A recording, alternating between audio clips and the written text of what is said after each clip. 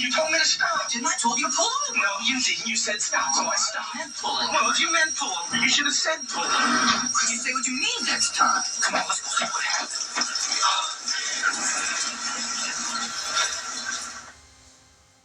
Those two just realized that they hadn't called Geico to get their truck insured. It's me, Daniel. It's me.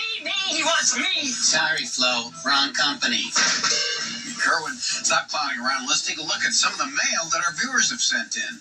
Let's begin with this mystery. At one of your appearances, somebody gave you this really spiffy Sven nutcracker, ready to enjoy some milk and cookies. That's good. But we somehow lost the information as to who made it for us. Well, hopefully we'll hear from them so we can crack this case. You nut. I'll buy that. We do apologize for that, and we still have never found out who created this monstrous milk pail for us. Yet another Sven unsolved mystery. It's a mystery to me why you're still on the air. Speaking of nutcrackers, we also got this photo from Jamie Castleman, who had a nutcracker holding a trumpet and converted it with some doll hair and repainting so it became Sven holding a rubber chicken. Jamie says now, instead of being a nutcracker, it's a wisecracker. Anyway, here's something really nice. Michael Alone of Murphy, North Carolina, sent us this amazing portrait of you. He's done several of them of famous people and had them signed by the person depicted. Everybody from Terry Bradshaw to Bob Hope. Hey, I want to tell you, no wonder he made that artwork of you. It's because you're beyond hope. Yeah. Could we just move on to something else? If you insist. Jim attended a performance of the musical version of Young Frankenstein by New York's Music Box Players, and he had on his Sven shirt when he got a photo with the title guy's creation. It's history's greatest monster. And also with the lovely Inga. Hey, baby. Yeah.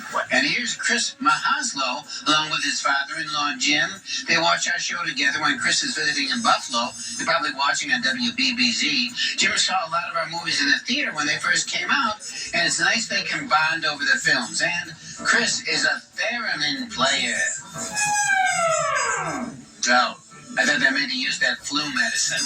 I don't think so. That's Theraflu. And now I know a lot of our fans have ordered their very own Svengoolie mugs from our store. You have a store? Now, where have I heard that before? Anyway, with all those Sven mugs in circulation, Peggy Tooley of Aqua Dulce, California, decided to return the favor to us and make this lovely porcelain china mug with both Kerwin and myself on it. It's the perfect size for my morning cup of coffee, and it's hand-painted. I remember when you touched the wet paint on your coffin when it was first made, and we had your hand painted. Check out my hand. No, thank you. And Jimmy Cargill sent us this picture. It's his best friend, Michael Higgins, who was just elected mayor of Lincoln Park, Michigan, who had told James, if I ever get elected, I will take a picture of me in the city chambers wearing a Sven shirt. And as you can see, he kept his promise. I just hope since we showed that, now we won't have to give equal time and show a Tony the Tuna shirt. Because he's my arch nemesis. Is our radiator leaking? Don't be weird. Sorry. I didn't want to mention that Mr. and Mrs. Joshua Duncan have a new addition.